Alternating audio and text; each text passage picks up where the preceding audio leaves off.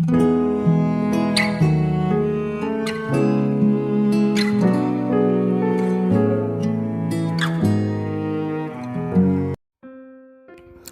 saudara yang kasih Tuhan Yesus. Selamat pagi dan salam sejahtera bagi saudara semua. Saya menyapa bagi saudara yang ada di Indonesia dari Sabang sampai Merauke, baik yang di kota maupun yang di desa, dan saudara yang ada di Malaysia, di Sabah, di Sarawak, di Kuala Lumpur. Senang sekali kembali menjumpai saudara pada saat pagi yang indah ini. Kiranya damai sejahtera dan sukacita daripada Roh Kudus senantiasa melimpah dalam hati dan kehidupan saudara semua. Dan kiranya saudara semua dalam keadaan sehat selalu.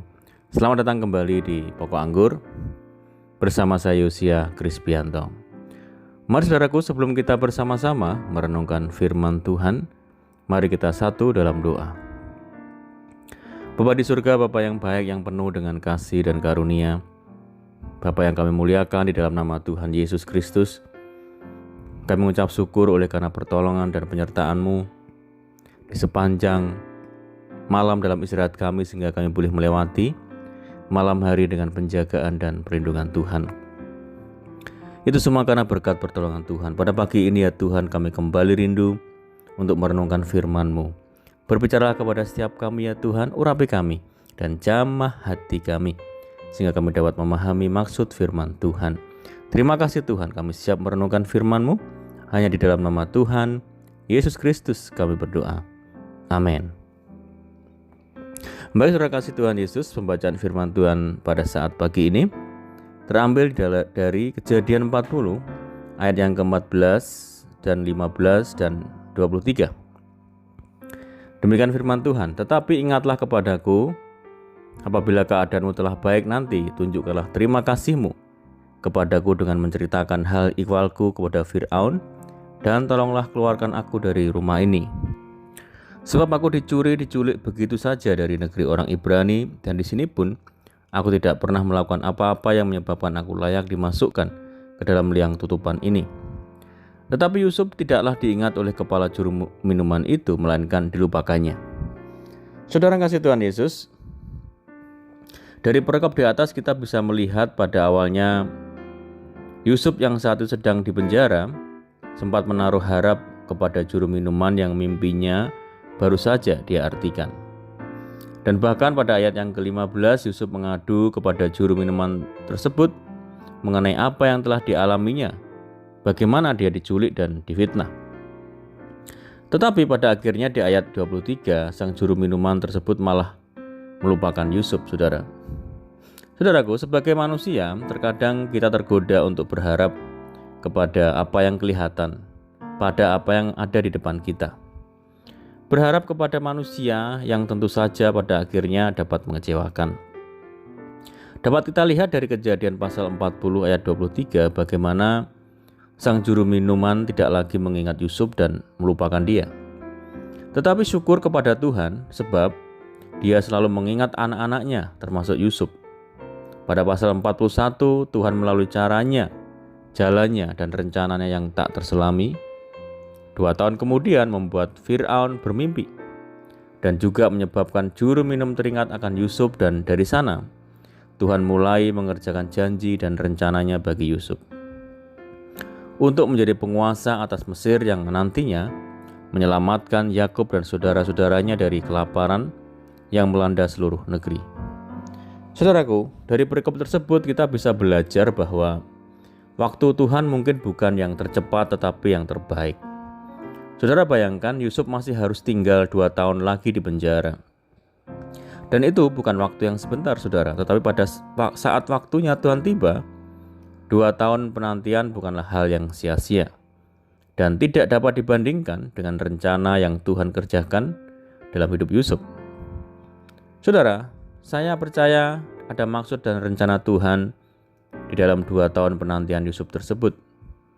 Dan juga melalui proses panjang yang dilaluinya, mulai dari Yusuf dijual oleh saudara-saudaranya sampai dia dipanggil untuk mengartikan mimpi Fir'aun, Yusuf justru dipersiapkan Tuhan untuk menjadi seorang pemimpin dan juga pribadi yang lebih baik.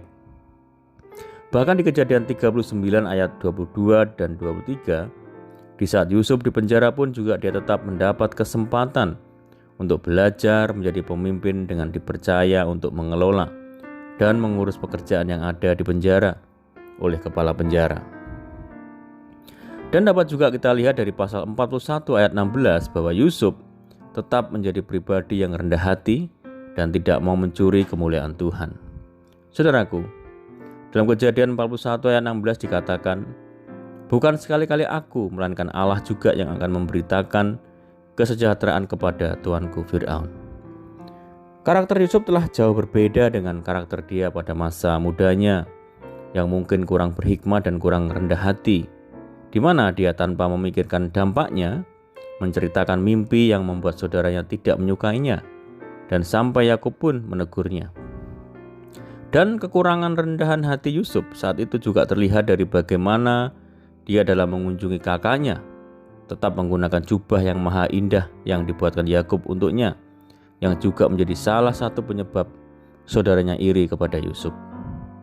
Dari hal tersebut kita bisa belajar, saudara, jika Tuhan mengizinkan kita untuk menunggu berapa lama pun itu, bila itu waktunya Tuhan, baik cepat ataupun lambat. Sebab waktu dan rencana Tuhan tidak pernah terlalu cepat atau terlalu lambat, tetapi selalu tepat dan sempurna.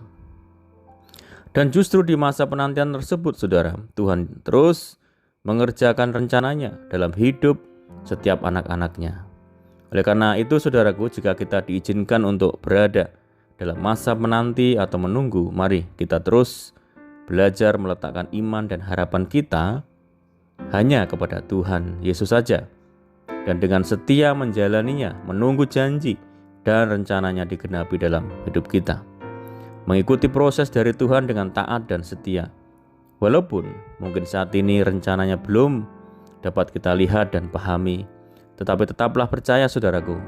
Mari kita minta pertolongan dan tuntunan daripada Roh Kudus agar kita dimampukan, dikuatkan, sebab waktu dan rancangannya adalah yang terbaik dan sangatlah layak untuk kita nantikan.